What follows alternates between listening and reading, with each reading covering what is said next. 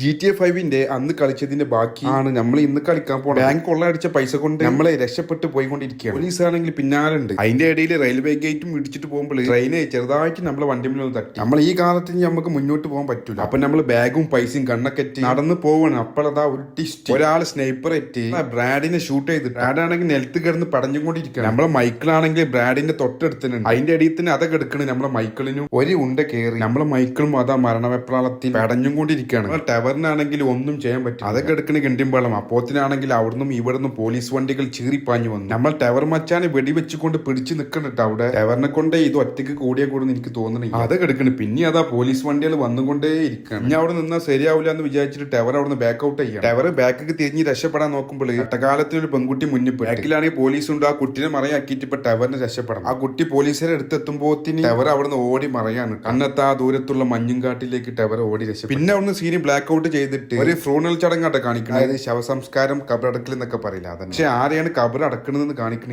അതൊക്കെ ഇട്ടാ നമ്മളെ വെടിവെച്ചാള് പോലീസ് തന്നെയാണ് തോന്നുന്നിട്ട. പിന്നെ ഒരാളത് അതൊക്കെ ഒളിഞ്ഞെന്ന് കാണുന്നു. ഇവ ആരാണത്? നമ്മളെ മൈക്കിള്. ആരാണ് മരിച്ചത്? ഒരു എത്തും പൊടിയും കിട്ടണ. ഇപ്പൊ ഈ നടന്ന സംഭവ വികാസങ്ങളെ ഫുള്ള് അറിയണമെന്നുണ്ടെങ്കിൽ ഇത് ലാസ്റ്റ് വരെ നമ്മൾ കളിക്കണം. ഏതായാലും ഇന്റെ കൂടെ കൂടിക്കോളും ഇതേപോലത്തെ വീഡിയോസ് നമ്മൾ ഇനിയും ചെയ്യും. പിന്നെ അവിടുന്ന് ഗ്രാൻഡ് തെഫ്റ്റ് ഓട്ടോ 5 എന്ന് കാണിച്ച് ഇനി ബാക്ക് ഔട്ടിന് ശേഷം മൈക്കിള് സോഫ ഇങ്ങനെ ഇരിക്കുന്നതാണ്. മൈക്കിളെ ആരോടും നല്ലപോലെ സംസാരിക്കാൻ. മൈക്കിളെ ഒറ്റക്ക് വർത്താനം പറയല്ല, വേറെ ഒരാളും കൂടി ഉണ്ട്. പിന്നെ മൈക്കിളെ ഇപ്പൊ ലോസ് ആഞ്ചൽസ് എന്ന് പറയുന്ന സ്ഥലത്തെ അത്യാവശ്യം തിരക്കിയാത്തൊരു ഗൊഡീഷ്യനാണ്. ഇപ്പൊ മൈക്കിള് സംസാരിച്ച് കൊണ്ടിരിക്കുന്ന ആള് പ്രൊഫസറാണ് കേട്ടോ. അതായത് നമ്മൾ ഈ കൗൺസിലിംഗ് ഒക്കെ ചെയ്യൂല, അതായത് വിവാഹമോചനൊക്കെ നടത്തുമ്പോൾ കൗൺസിലിംഗ് ചെയ്യും. അങ്ങനത്തെ ഒരു പ്രൊഫസറാണ് അത്. പിന്നെ അവിടുന്ന് സീനി ബ്ലാക്ക് ഔട്ട് ചെയ്തിട്ട് രണ്ടാൾക്കാർ നടന്നു പോണതാണ്. ഈ കാണുന്ന ആളാണ് ഫ്രാങ്ക്ലിൻ. ഫ്രാങ്ക്ലിന്റെ മുന്നിൽ പോണ ആളെ പേരാണ് ലാമർ. രണ്ടാളും കൂടെ എന്തോ ഒരു ഉടായ്പ് പണിക്കാണ് ഇറങ്ങിക്കുന്നത്.